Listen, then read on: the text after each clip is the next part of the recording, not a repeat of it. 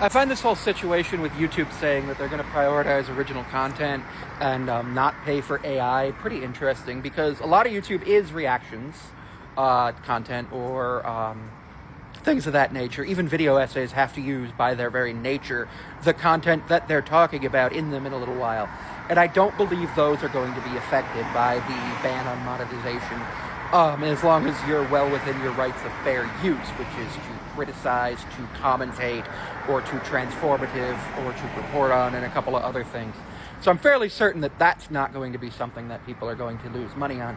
But if you make a AI video of a Yeti doing a flyby of World of T-shirts, then yeah, you're not going to make money off of that, because nobody really wants to see that. And I think it's good that YouTube is implementing this policy on AI now as it comes, because AI is a thing, and unfortunately a lot of people are pushing it. But remember, with this, there are consumer demands that push the way things go. And as we're seeing, most consumers are highly against generative AI, especially with knowing that it's just generative predictive text. That's what the GPT stands for in ChatGPT, generative predictive text. And unfortunately, it has absolutely no place in like academics or creative works, because it doesn't do the things that you would actually expect an actual AI to do.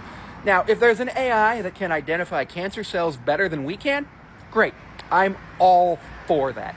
If there's an AI that can do captions better than we can, I'm all for that. And there probably is.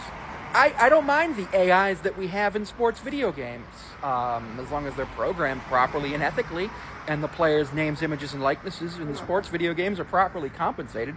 That's why I never played the original college football games. They weren't compensated. But yeah, with all that being said, we do know that consumers are very anti-AI in their creative works. We also know that pretty much every platform requires you to disclose if what you're using or doing is AI, and a lot of people don't.